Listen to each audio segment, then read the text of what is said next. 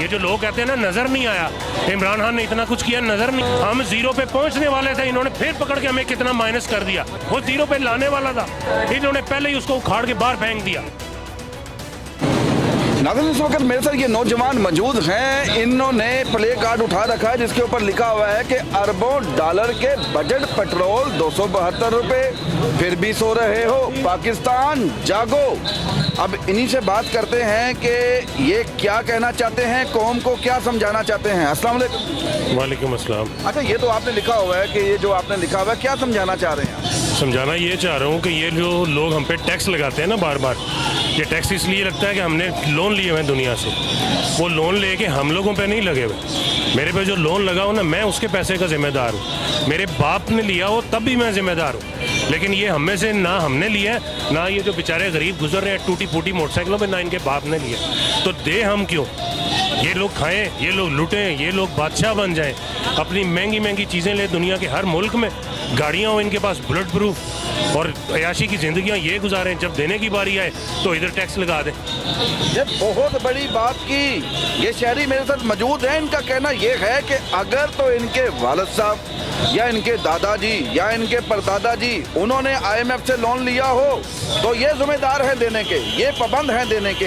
ये सुबह जाते हैं, रात को कमा के लाते हैं और अपने घर में पकाते हैं, तो ये कह रहे हैं मैं टैक्स क्यों दूं।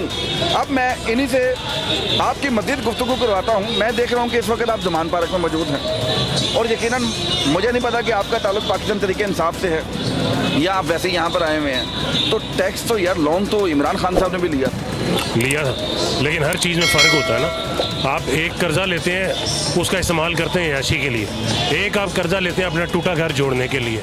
एक आप कर्ज़ा लेते हैं अपने ज़रूरी काम करने के लिए। एक आप कर्ज़ा लेते हैं अपने ख़राब बिजनेस को बेहतर करने के लिए। एक आप कर्ज़ा लेते हैं बेफजूल का, सिर्फ इसलिए वो 2 नंबर कामों के लिए। लेता कोई है, देता कोई है। इन लोगों ने हमारे साथ ये किया। कर्जा जो उन्होंने लिया उसका 80% पुराने कर्जों की किस्तों में गया। अगर हम वो ना देते तो अभी जो कह रहे हैं ना दिवालिया, अभी जो कह रहे हैं कि पाकिस्तान ये हो गया वो हो गया, वो तब हो जाना था। हम ये गलतफहमी में थे कि ये मुल्क, जब इमरान खान आया तो इन्होंने ज़ीरो किया, हमारा मुल्क ज़ीरो पे था। ऐसा नहीं था। जब इमरान खान आया तो हम माइनस पे खड़े थे। हम माइनस पे खड़े थे 70 साल से। उसने पहले ज़ीरो पे लेके आना था। ये जो लोग कहते हैं ना नज़र नहीं आया, इमरान खान ने इतना कुछ किया नज़र नहीं आया। वो 3 साल 4 साल बेचारे ने ज़ीरो लाने पे किए हैं। वो 3 साल 4 साल वो इनकी तरह याशी नहीं करता रहा। उसने अपने बीवी बच्चों को नहीं सारा कुछ बाहर भेज दिया। वो आज पहले भी इधर रहता था, आज भी इधर है। इस्लामाबाद में बनी कलर रहता था, अब भी वही घर है।